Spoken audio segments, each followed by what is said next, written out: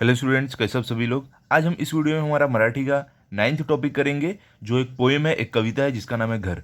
ये मैं आपको एक्सप्लेन करूंगा हिंदी में, ठीक है। इसके लिए वीडियो आप आखिरी तक ज़रूर देखना। और इसका जो क्वेश्चन आंसर का जो वीडियो है वो आपको हमारी प्लेलिस्ट में मिल जाएगा, जो मैं आज या तो कल अपलोड कर दूंगा। ओके, तो चलो स्टार्ट करते हैं। देखो, हमारी ये कविता का नाम क्या है, घर। ठीक है। तो हमें इस कविता में घर के बारे में बताया गया है कि घर क्या होता है, वो उसमें रहने वाले लोगों से घर कैसे बनता है, और घर किसे बोलते हैं। तो वो सारी चीज़ें हमें यहाँ पर बताई गई है। चलो देखते हैं यहाँ पर क्या है। एका मणा वाचा। एका मतलब सुनो, मणा मीन्स बोलो, वाचा मीन्स रीड करो, पढ़ो। अब देखो यहाँ पर क्या बोले, घर नाही चार भिंती, घर असते देखण्याकृती, घर नाही एक वस्तू, घर म्हणजे आनंदी वास्तू। देखो क्या बोल रहे हैं, घर नाही चार भिंती, घर असते देखण्याकृती। देखो, भिंती मतलब क्या होता है, दीवार, ठीक है, वॉल। कृति मतलब क्या होता है, काम। ठीक है। तो देखो यहाँ पर क्या बोल रहे हैं कि घर जो है वो चार दीवारी का नाम नहीं होता है कि आपने चार दीवारी खड़ी कर दी और वो घर बन गया। घर उसे नहीं बोलते हैं, घर उसे बोलते हैं जहाँ पर अच्छे अच्छे कर्म होते हैं, अच्छे अच्छे काम होते हैं। आगे क्या है, घर नाही एक वस्तू, घर म्हणजे आनंदी वास्तु। देखो, वस्तु मतलब सामान, ठीक है। देखो, आनंदी वास्तु मतलब क्या होता है। आनंदी मतलब आपको पता है क्या होता है, आनंदी मतलब आप बोल सकते हो खुश, ठीक है। और वास्तु मतलब क्या है, इमारत। तो यहाँ पर कब क्या बोल रहे हैं कि घर एक वस्तु नहीं है, घर कोई चीज़ नहीं है, कोई सामान नहीं है। घर का मतलब होता है एक खुशियों भरी इमारत जहाँ पर लोग हंसी खुशी रहते हैं, ठीक है। बाकी क्या है, घर नाही नुसत्या खोल्या, घरात हव्या भावना ओल्या, घरात हवा जिव्हाळा, घर शिक्षणाची पहिली शाळा। तो देखो, पहले हम ये दो लाइन देखते हैं, क्या है, घर नाही नुसत्या खोल्या, घरात हव्या भावना ओल्या। देखो, नुसत्या मतलब सिर्फ, खोल्या मतलब कमरा, रूम, ठीक है। देखो, भावना ओल्या मतलब क्या, मतलब आपस में लगाव, आपस में प्रेम। तो यहाँ पर क्या बोल रहे हैं कि जो घर है वो सिर्फ कमरों का नाम नहीं होता है, सिर्फ कमरों से घर नहीं बनता है। घर जो है वहाँ पर लोगों में लगाव रहता है, ठीक है, लोगों में जोड़ रहता है।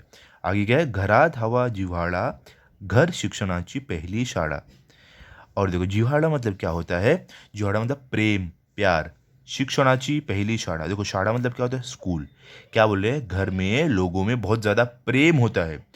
और जो घर होता है वो हर किसी की पहली शाला, पहला स्कूल होता है। क्यों ऐसा बोल रहे हैं, क्योंकि देखो, हम जब छोटे रहते हैं तो हम चलना बोलना, अच्छी आदतें बुरी आदतें सब घर में सीखते हैं। उसके बाद हम स्कूल जाते हैं, ठीक है। क्या आप चलने सीखने से पहले या बोलने सीखने से पहले स्कूल जाने लगते हो, नहीं।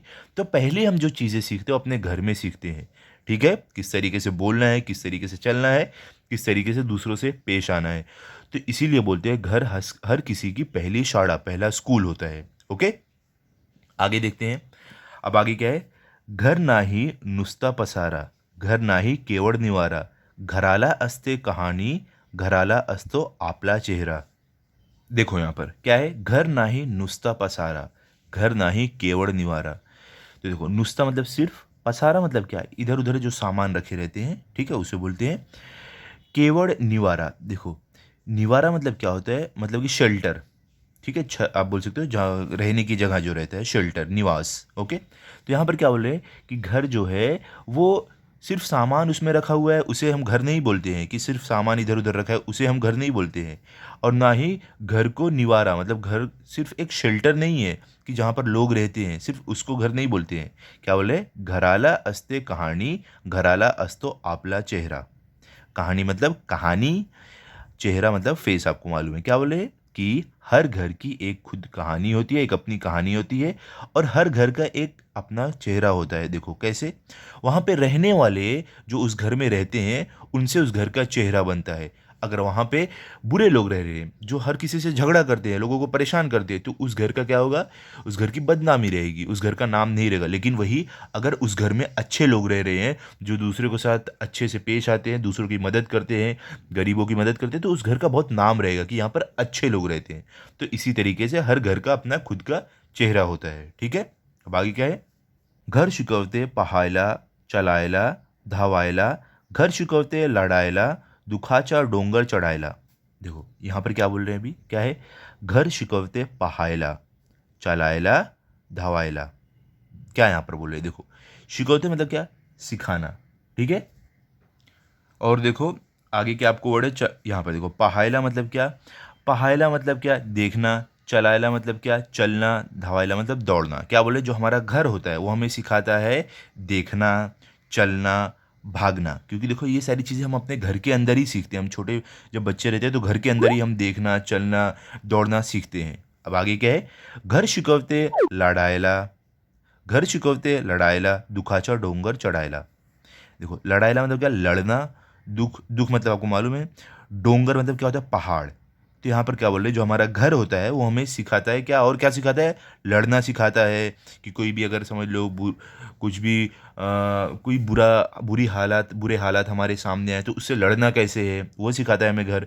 और घर हमें अगर दुख का पहाड़ कोई रहे तो उसको कैसे चढ़ना है, उसको कैसे ओवरकम करना है, कोई भी दुख के सामने कैसे डट के खड़े रहना है और उसका सामना करना है, ये भी हमें घर सिखाता है। ठीक है। अब आगे क्या है देखते हैं। घराने असावे सावधान, घराने द्यावे समाधान, घराने ठेवावे काळाचे भान, जवळ करावीत नवी मूल्ये नवी ज्ञान। देखो यहाँ पर क्या बोले, घराने असावे सावधान, घराने द्यावे समाधान। सावधान मतलब क्या, सतर्क आप बोल सकते हो। ओके। समाधान मतलब क्या, समाधान मतलब आपको मालूम है, सॉल्यूशन। ओके। तो यहाँ पर क्या बोल रहे हैं कि जो घर है वहाँ वो कैसा रहता है, सावधान रहता है, मतलब कि सेफ रहता है। घर में हम रहते हैं तो हमारा घर सेफ रहता है, सुरक्षित रहता है, हम उसमें आराम से रह सकते हैं। और हमारा जो घर है वो हमें समाधान देता है, मतलब कि कोई भी इंसान अगर अपने अपने घर में रहता है तो एकदम खुशी, हंसी खुशी रहता है। अभी बाहर से इंसान काम करके थक के आता है तो अपने घर में सुकून पाता है, समाधान पाता है। ठीक है। आगे क्या है, घराने ठेवावे काळाचे भान, जवळ करावीत नवी मूल्य नवी ज्ञान। देखो यहाँ पर, देखो यहाँ पर काळाचे भान मतलब क्या, समय के साथ चलना आप बोल सकते हो, समय के साथ आगे बढ़ना। जवड़ मतलब क्या, एक्सेप्ट करना, स्वीकारना। नवी मूल्य मतलब नई जो वैल्यूज रहती है, नवी ज्ञान मतलब जो नया नॉलेज आप बोल सकते हो। ठीक है। तो यहाँ पर क्या बोले, जो घर है वो समय के साथ आगे बढ़ता रहता है, इसी कारण हमें एक्सेप्ट करना चाहिए, घर को एक्सेप्ट करना चाहिए। जो भी नए वैल्यूज़, नए जो ज्ञान आ रहे हैं उसको एक्सेप्ट करना चाहिए। और जो यूज़ के ज्ञान नहीं रहे, जो काम के हमारे ज्ञान नहीं रहे, वैल्यूज़ नहीं रहे, हमें उन्हें छोड़कर आगे बढ़ना चाहिए। ओके। अब देखो लास्ट में आपको क्या दिया गया है, घरात आईचे अपार कष्ट, आजी सांगते सुंदर गोष्ट, घरात आजोबा गप्पिस्ट, आईच्या हातचे जेवण चविष्ट। देखो यहाँ पर क्या बोले, घरात आईचे अपार कष्ट, आजी सांगते सुंदर गोष्ट। आई मतलब क्या आपको मालूम है, मम्मी। कष्ट मतलब दुख। सांगते, आजी मतलब क्या, आजू मतलब दादी। सुंदर गोष्ट, गोष्ट मतलब कहानी। क्या बोले, जो घर है उसमें मम्मी का, हाँ, आपकी जो आई है, जो मम्मी है, उनका बहुत कष्ट है, मतलब कि वो उस घर में बहुत काम करती है, लोगों की सेवा करती है, रात दिन, सुबह से लेकर रात तक वो काम में लगी रहती है, वो कभी भी आराम नहीं करती है। तो इसलिए बोलते हैं कि हमारा घर में आई की, मम्मी का कष्ट रहता है। ठीक है। आप देख सकते हो कैसे, देखो मम्मी बच्ची को पहले खाना खिला रही है, उसको बाकी घर का काम करेगी, तो ऐसे अलग अलग काम करती है।